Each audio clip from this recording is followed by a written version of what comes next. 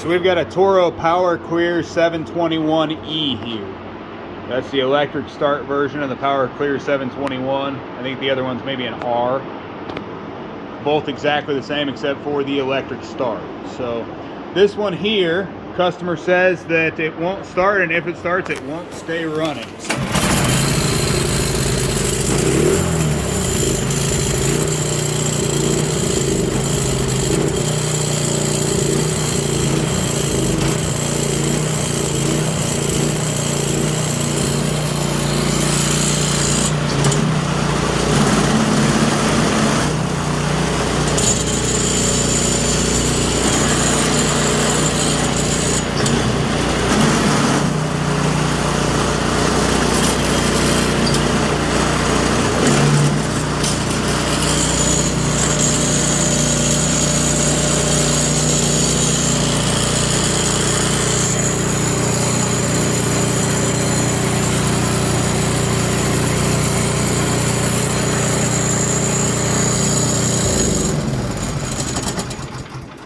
Try firing that up one more time. Seems to be running halfway decent at this point.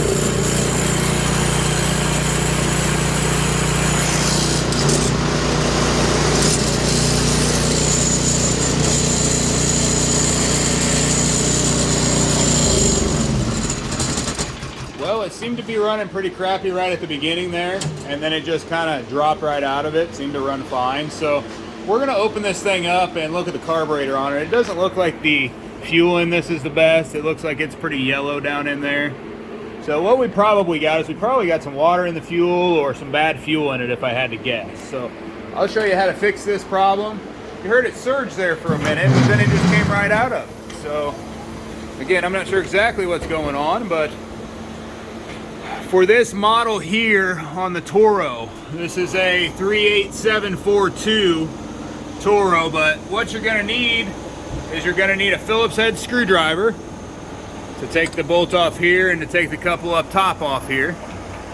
You'll need a 3/8 for the bolt on the side here that holds the cover on, and then also for the bolt on the other side here. Oh, I thought there was one up top, but there is one on the side down in here. It's a little clasp that fits over, and there's one of those on each side. Those will also be 3/8. So it's actually kind of up under the cover. It's hard to see on this one, but it's straight up through there. So I'll show you the easiest way to take that off too. Some people pull them all the way apart, but that's not how we do them.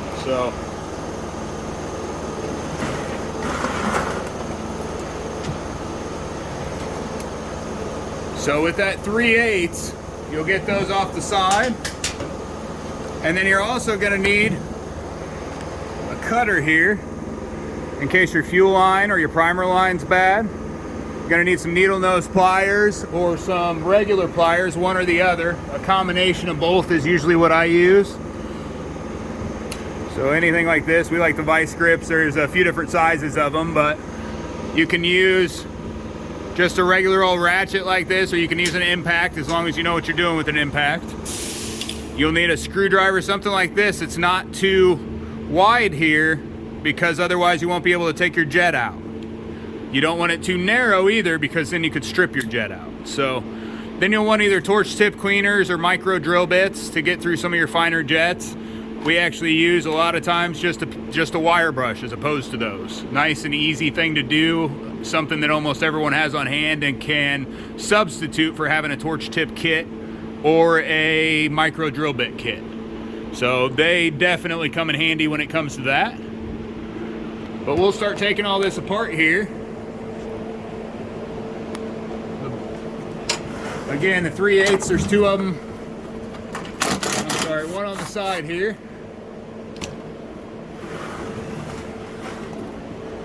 Then we've got it's just a screwdriver here, Phillips. Just straight up there's a screw that comes out. It screws into the plastic of that choke. So you just unscrew that, you push up real hard. It is kind of hard to get out, but if you push up on that, it'll come right out of there. There is a washer on it. Keep those together, and then that'll just pull right out. It just goes up and sits in there on the bottom side afterwards and fits in the rod here. So From there, at the top, you're going to want to pull off the two up here that hold the top of the cover on. And you'll also, at that point, want to take your fuel cap off. So, that guy there.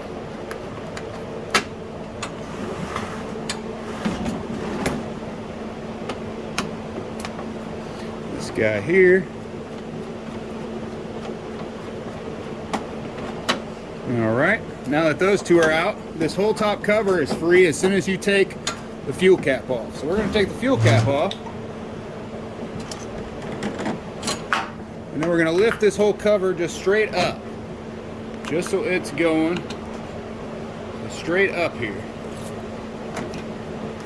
just so you can get access to the side.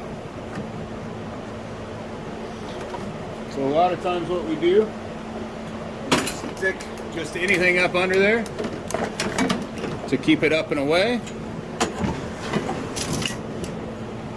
And on the side here, you can get to what holds the rest on. So you're going to want to use that 3/8 again for these. The 10 millimeter actually works pretty well too, but as long as it's a 6-point, you can substitute. But you'll just take that off. Again, we use a right angle because it's nice and quick and easy. But that just comes straight up and off of there. So if you just loosen that, then this comes out just by flipping up and out. So that's one. Then there's one on the other side. It'll be exactly the same process. So here, if you pry up, you can see that down in there. So you can, again, use whatever you got, but a right angle makes it nice and quick and easy, of course. So again, up and out there. When you install this, when you reinstall it, you want that cable to make sure you go back down in there.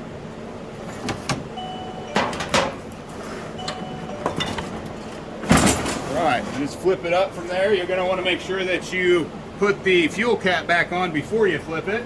Otherwise, you'll get fuel everywhere like I just did, but not a big deal there. We're going to end up draining all that fuel out anyway, but you don't want to get it everywhere, of course.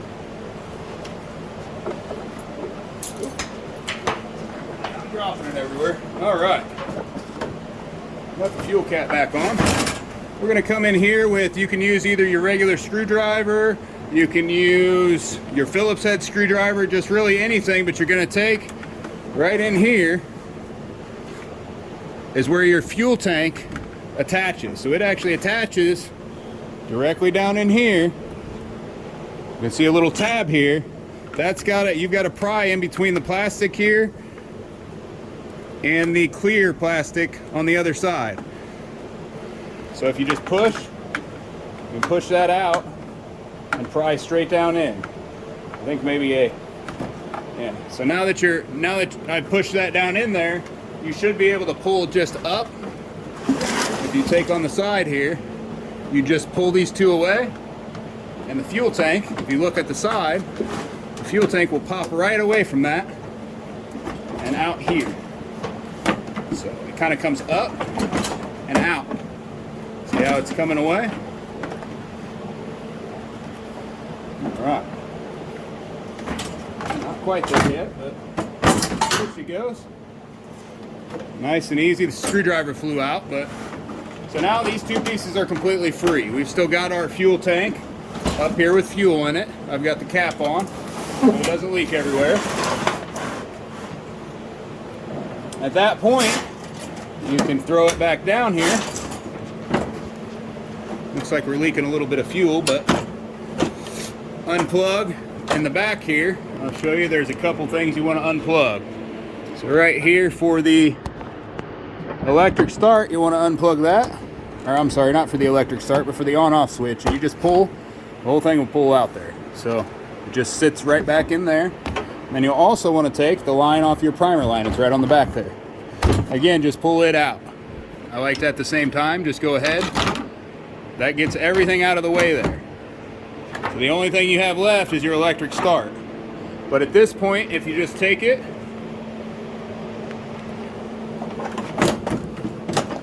from here, you can put the electric start up and over. So go up over to the right hand side, and then the whole unit should pull out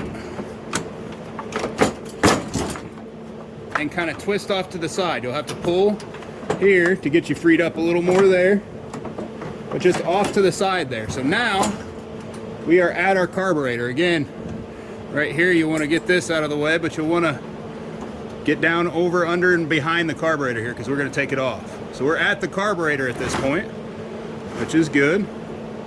This is going to go straight down to come off. Don't break your plastic there, but it just comes straight down and out, just like that. Then we're going to have a 210 millimeters on the front here. 3/8 will not work for that, so you're going to want a 10 millimeter. And go ahead and take the front off there. And then the whole assembly here will pop out and off. So now we're free. I'm going to go ahead and take that off the carb at this point. It's not wanting to come. You can use some, you can either pull straight out or you can use some needle nose pliers. Came right off. If it's split or anything here, you can cut just a little bit off the end. Make sure that that's in good shape. Get the fuel line off next, and we're just going to drain into a drain bucket. We got a 1/4 inch hose here coming down into a drain bucket. We don't want to reuse that gas. It looks pretty nasty to me. And that's probably what was going on with this. It's probably just nasty gas. It's hard to tell at this point, but since we're not in it yet, but so it looks like here, let me get you a little bit closer so we can see exactly what we're doing with the carburetor here. So, now that we're nice and in there, you'll take your fuel line and you want to grab and twist just to free it up. So back and forth. From there you can either use your needle nose here to pry back and forth and get it off, or like such. And we're just going to hook it up to the line and drain it out. We're going to let all that drain out while we're sitting here. Oh yeah, look at it in there. Oh, maybe that's just the tank. Looks real dark, but we'll see. So yep, we can take this off here, take our choke lever off, and then we'll go ahead and pull the whole carburetor out. So as you pull out, you want to take your spring off, and you want to go ahead and take your governor linkage off. It goes straight up after you pulled out so far.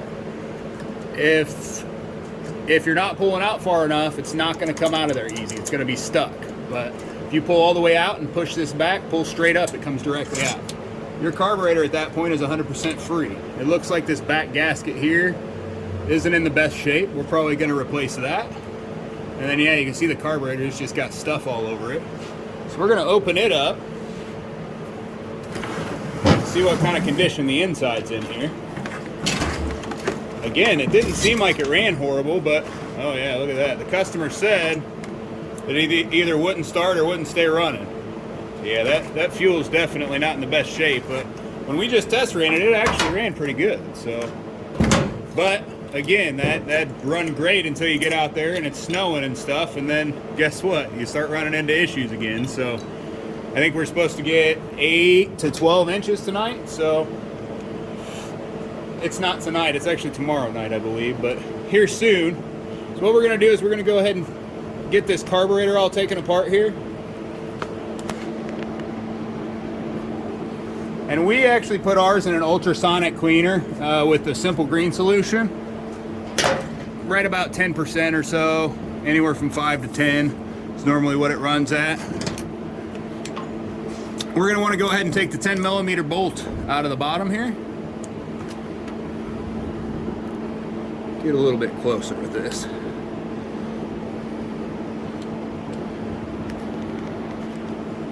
So 10 millimeter bolt out of the bottom.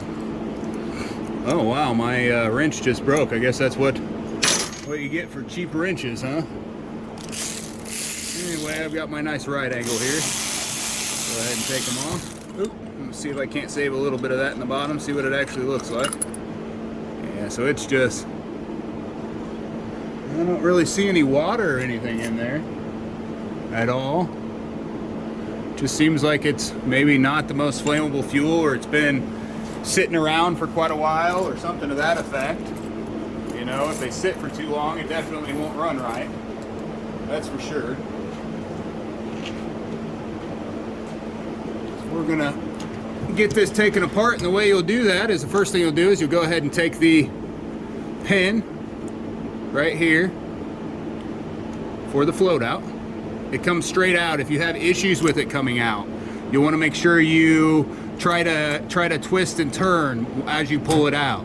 You can also, if it's a very bad shape, you can use a pair of these and just kind of lightly pry up, but you want to make sure if you're using cutters and dragging into it and pulling it up that you're not squeezing too hard and you're not putting too much stress on this aluminum. A lot of times they will get stuck, but normally they're not. Normally they just come out by hand easily.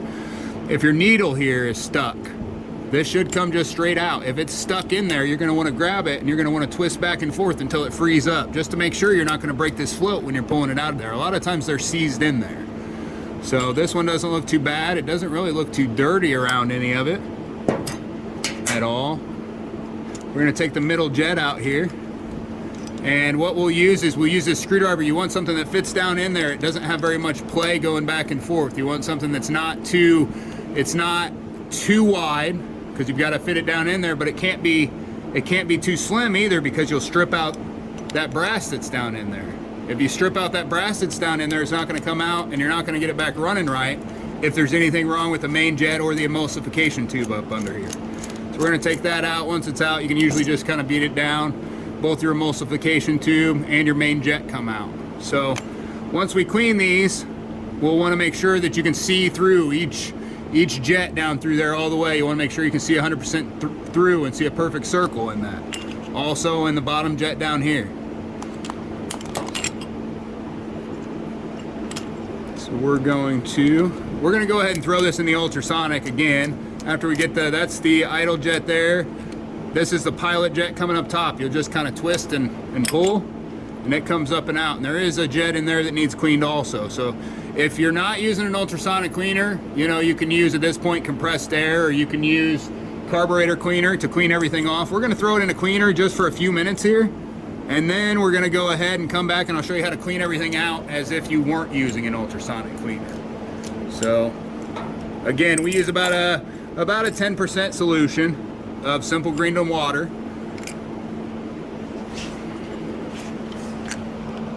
It works really well, especially in instances like this. You pretty much at that point don't have to clean anything. Whereas with a lot of them, you would have to clean. So you'd have to spend a lot of time cleaning them. So we're just going to set that down in there. It usually doesn't move. Set that guy in there. It's nice and hot.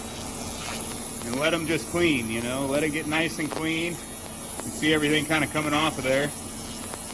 We'll let it clean for 5 minutes here, and I'll show you how to get it all back together. So we've got it out of the cleaner at this point. We're going to go ahead and show you exactly what to do if you don't have an ultrasonic. Obviously, not everyone does. How to clean all these out. So first thing you're going to want to do is just kind of spray it all down with the carb cleaner. It'll kind of remove all that ethanol residue, remove all the water off of it. I like to spray down through all the jets. And this is just a regular gum out carburetor cleaner that I'm using. Nothing special. As you're cleaning down through here, you want to pay good attention down here through your brass seat. You'll want that to be 100% clean. So you can either use like the torch tip cleaner and go up and down the inside there. You can use a micro drill bit to do something like that and just work your way back and forth. Really anything, but you want this to be all free of any kind of residue down through here. So you can clean it out with this, with a torch tip cleaner, really however you want to do it. You could also just use pieces here from a wire brush if that's all you've got available. Pull out a loom, grab it, pull out a loom of it. And you can use that just with your needle nose here. You go straight down in and clean it. We use brass. You don't want to scratch it up real bad, but that'll clean it out real good. And then you'll spray down in there with carb cleaner after everything's clean. This one's not bad at all, so I'm not too worried about it. But if you get that loom all the way down in there, that'll clean it out real good. So each time you're pushing down in there, it's just loosening that stuff up if there's anything in there.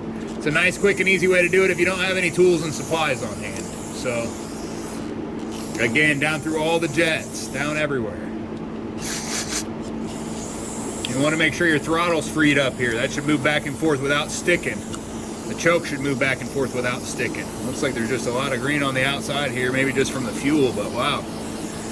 It's a bunch of green coming off of it.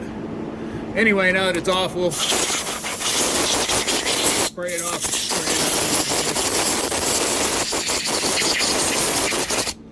Yeah, so now it's nice and clean. This is a Hiwahi carburetor. It's one of the standard carburetors, come on almost everything out there. So from anything from a Troy belt to an MTD to a Yardman, any of those things is all going to have the same Hiwahi carburetor. So you want to make sure to clean this off real well. Your needle in your seat here, you can make sure up and down you want nothing on there. If you've got anything on there at all, it'll cause the needle and seat to stick and you'll leak fuel. So make sure that's all scraped off real good. Make sure it's just in perfect condition. Make sure there's no nicks or scratches, or this isn't any way, shape, or form bad. Because if there's anything on this, it will keep you and your snowblower from running good. So if it comes off for some reason, it's just a little spring on the end that just slides back on. If you hold it down there at the bottom, you can get that in between there and just slide it back to the back, and it should just kind of stay in there nice and easy for you. So the bowl, will just spray it off. This one's not dirty. If it's real bad in any of these spots, you want to use either a wire brush, you know, to brush down in there, or a wire brush to brush any kind of varnish or anything that's all along here, anywhere along your areas where it can stick up that float. So everywhere down through here, you're going to want to make sure there's no buildup on that, no varnish on that at all. So this one looks real good. I don't really see any buildup whatsoever. Again, it didn't really look like this one had horrible stuff in the carburetor. I think it was just bad gas to begin with. So we spray carb cleaner down through this. Obviously you want to make sure you're wearing safety glasses, but if you're spraying down through here, you should be able to see a good flow in all directions. So that's carburetor cleaner. As long as you got a nice flow there, it should run good. You want to look down through here, all the way down through. You want a perfect circle down through there. You don't want to see anything other than that. These, you want a perfect circle through them also. If there's anything in there whatsoever, it'll cause it to run horribly. So use your micro drill bits, your piece of your wire brush, whatever you like to use, but make sure these are all poked out all the way through. So you'll just keep going around and around. Each of these sets will go all the way through. If you're getting any kind of buildup off those, you want to do that all the way. Make sure there's nothing left in there, because if there is, it won't run right. So those micro drill bits work very, very well for that. So does the method with the wire brush if you don't have anything else handy. So next you'll go to your main jet here. You want the same thing there, except it's a bigger size jet straight through the middle. So you want to be able to see down through that a perfect circle. If you can't see a perfect circle, it's not clean. It's still got something in there. So the micro drill bits will work great for these also. And you'll just go down through there, and you want to just kind of work at the sides of it. If there's anything in there, just work and work and work all the way around the sides.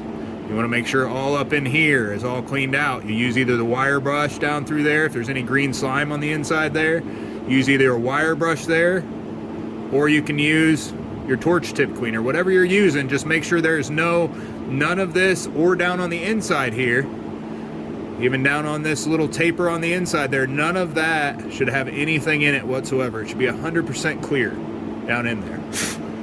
So as we're looking here, down through the middle, we're seeing a perfect circle. So that means that this thing's 100% clear like it's supposed to be. We're going to go ahead and put the emulsifier tube back in. The long part goes down if your carburetor's upside down, or up if it's not. Obviously your main jet goes in the same way it came out here. Alright. And then we'll go ahead and do the same thing. We'll go ahead and screw that back in. If it feels like it starts to catch a thread at the beginning, you'll want to take everything back out and restart. It shouldn't start threading. It shouldn't start getting hard to thread at all. It should thread down in there easily the entire way. So we see it there. It's nice and in there. You don't want to snug that up too much. You just want to kind of lightly snug it. You don't want it over tightened, because then the next time you're going to take it out, it's not going to work for you. So right here, yeah, we've got just a little bit there. You can take your fingernail and kind of scratch any residual left over off of here. You don't want any varnish flakes at all. There was still one left on there. So I'm gonna go ahead and put this in here. You wanna make sure it moves freely. It shouldn't stick at all as you're in there. If it does, it's gonna leak. So we'll go ahead and put the float rod back in here and put the bowl back on. The drain always goes 180 of your inlet. So it's gonna go here. You wanna make sure that the bowl gasket here, if you touch it like with your fingernail, it should be up above the metal here, all the way around. If it's not, it's gonna leak if it's tipped or anything. So we'll go ahead and put that bowl back on there. Again, tighten this bottom up, but don't over tighten it. All right, so we've got that there. The pilot jet up on top, if you use your micro drill bit, it's like the smallest one of them, but it should go straight down through there. You should be able to see that down through there. If there's not a jet down through there, and it's a tiny jet, but if there's not a jet through there, this thing will surge real bad and won't run right. So whether you're using your pieces from your wire brush or your micro torch tips or your micro drill bits, whatever it is, you want to make sure that's clean and that the gaskets around here are still in good shape. If those O-rings aren't in good shape, it's not going to seal right either, but it just pushes straight back down in. And then you've got to get your idle screw here. That's just a low idle screw. Honestly, on these it doesn't make a difference because we're never going to idle, so that just keeps the idle from coming back all the way. We'll put it in about halfway here. We're going to go ahead and replace the intake gasket here. I always like to do that anytime I'm replacing the carburetor, because if that leaks at all, it's going to run horribly. So we use a Honda 16221-ZH8-801. That's just what we use, exactly the same as all the rest of them, whether it's Toro or anybody else. Looks like we've got the fuel all drained out here. Now we'll show you how to put this carburetor back on. Take this off. Yeah, see, that fuel was just definitely looks varnished, so we'll pull this up here. All right, so we'll go ahead. First thing we'll do is get that gasket back in there. Just a little better view here. It looks like that went back, but the gasket goes back on just like such. You'll hold your string out of the way. I ripped it there to the outside a little bit. That's not a big deal. The rest of it is a big deal everywhere, but to the outside edge, it's not a big deal whatsoever. And go ahead and put the carb back on at this point. You want to make sure that you pull out your governor linkage here and your spring. And it's going to go on the top side of the electric start. But you'll pull it out slightly, get your spring started there, and then move it in and out until you get that back down in. So depending on where you're at here, go straight down in. So push it all back together. The fuel line, if it's cracked or anything here, you'll want to make sure that gets replaced. So if you see any kind of cracks or anything along here, you'll want to either cut it back a little bit and see if that fixes it, or you'll want to replace the fuel line. So flush the fuel tank out. You want to make sure that there's no residual left over in there. If you've got water droplets or something in it, it'll make it run bad. So I'll blow this out real quick. Thought I already had most of it, but usually this tank does a pretty good job of getting everything out, but it seems like in this case it's not wanting to. Yeah, still a little residual left in there. To blow all that out, you can blow down through the top here. If you take your cap off at this point though, a lot of times it likes to fall. And so just blow all that out of there, make sure there's no residual left in your tank. We're all good at that point. I'm going to go ahead and put my cap back on the top here. And go ahead and put my gasket here on the front. And then my fuel line back on. Fuel clamp. Yep.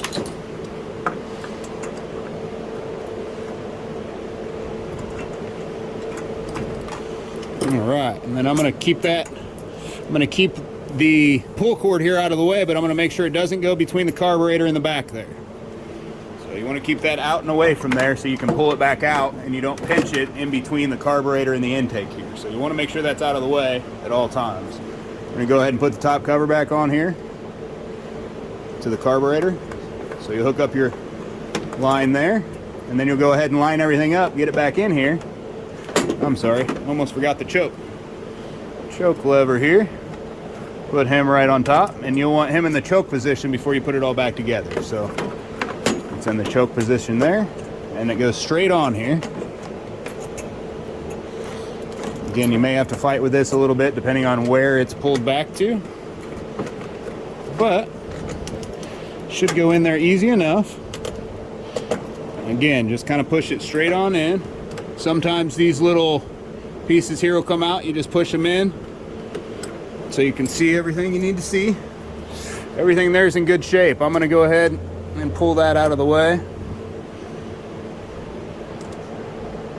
If you get that back there, you have a very good possibility of breaking things if you tighten it down like that. So try not to do that as much as possible.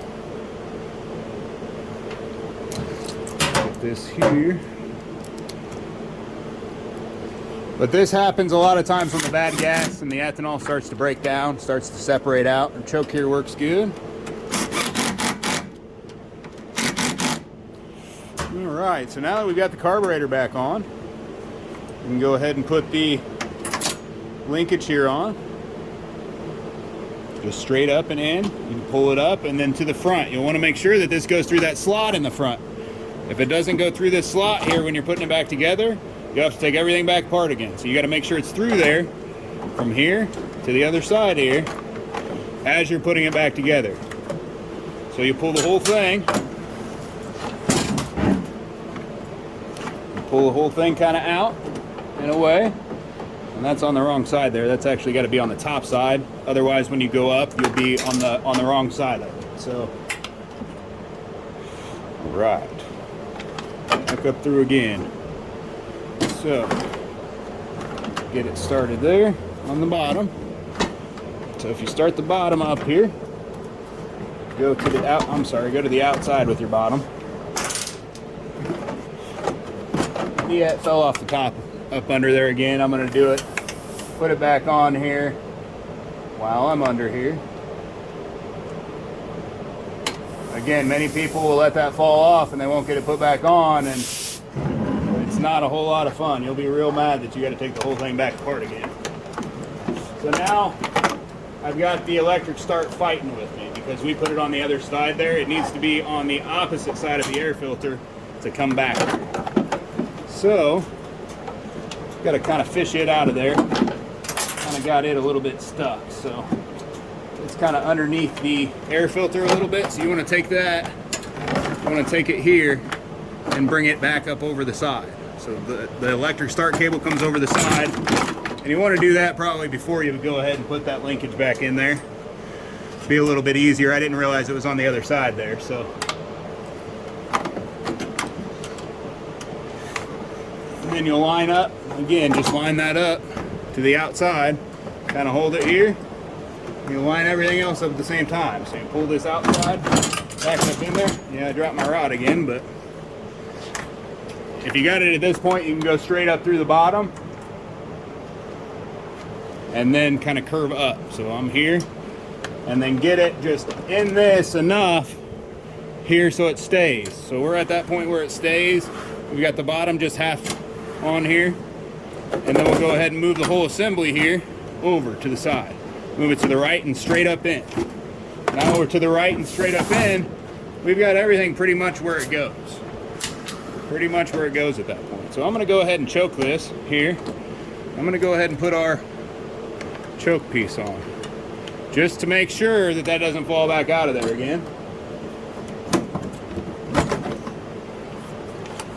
It's not out all the way. There we go. So we want to line that up in there at the bottom.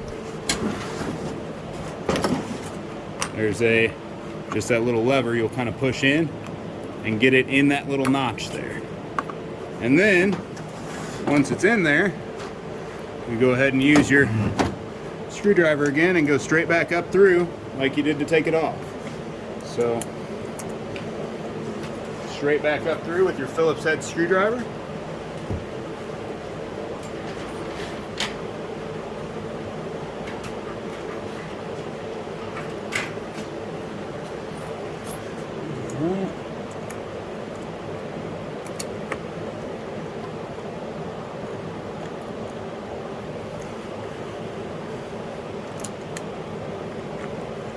All I'm doing is kind of holding it on here, making sure it's staying together while I'm tightening it down. It is kind of a difficult screw to put in. You've got to kind of squeeze at the same time here.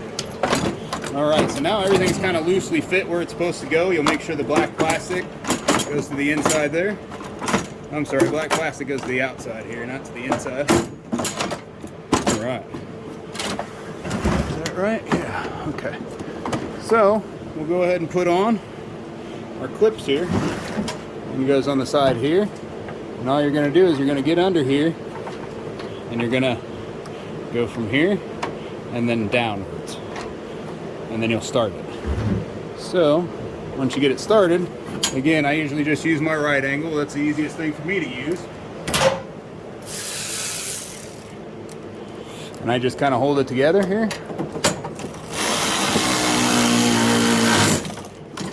And again, you want to make sure that cable's in between there. This side, you don't have any cable to deal with, but it is exactly the same method. Go ahead and bring this up. I'm not really sure if the black goes on the outside or the inside right this second, but not really too worried about it.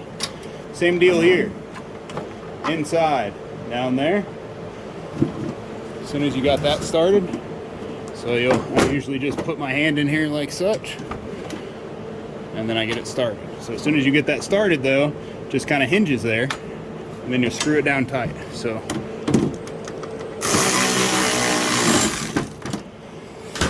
nice and easy. Yeah, so that black does go on the outside here, it looks like. We'll go ahead and get that one back in the side here. It's just a 3/8.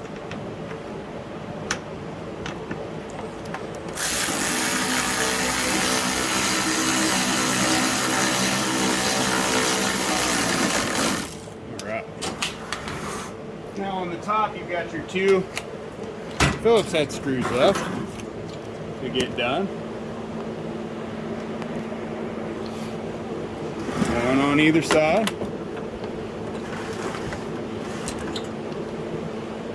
Screw those 2 back down. And then from there, this here will go on the inside. So you want to pull up, push in, drop it down on there. Go ahead and screw these on the top here. That's all together just how it should be at that point now. Then you want to make sure, well, son of a gun, I'll show you here the mistake I just made without hooking up and it's a mistake a lot of people make.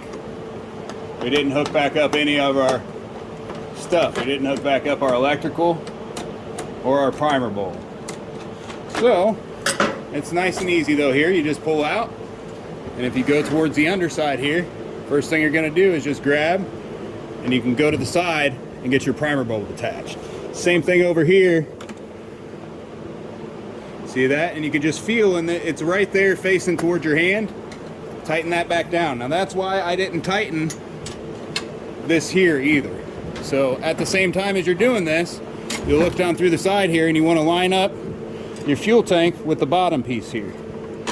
So this is the last step. It makes it the easiest way to put it back together is if you do these 3 things very last. So after that's kind of lined up, everything just snaps together there, and then you put your 2 back in the top. Don't forget to hook all that stuff up or you will be mad. It's not really that big of a deal. All you got to do is take the top 2 back off, but not exactly ideal, of course.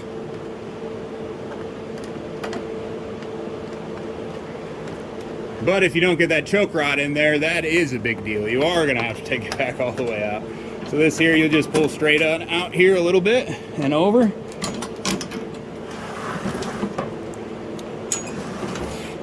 The best and easiest and safest way to do this is to go ahead and take the spark plug out. when you're working on any kind of small engine. You want the spark plug out before you work on it in case you're trying to pull this cord like I just was and it starts. If it starts, I mean, you could be pinching a cable or something. You could lose a limb, or you could lose fingers or anything else. I mean, it's not ideal. So you'll also want to make sure you check the oil before you run it. I checked the oil in this thing, it was good. So I think we're ready to go ahead and throw some fuel in it. Fire it on back up.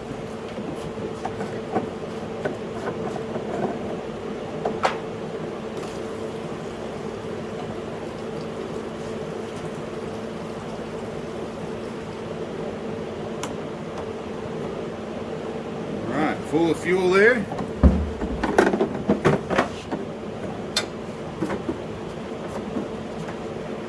Go ahead and let this table down real quick. See what we got going on.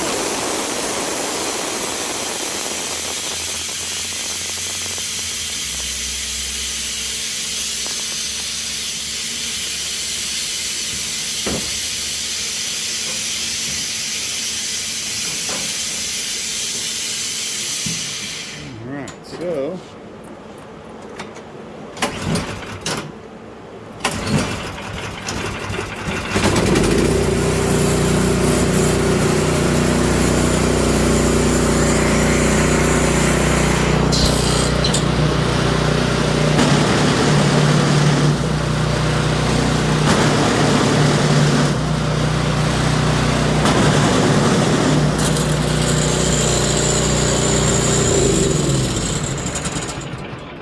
there you've got your Toro Powerclear 721E. How to clean the carburetor on it, get it back up and running if you got bad gas in it, or if it's all gummed up because of the ethanol.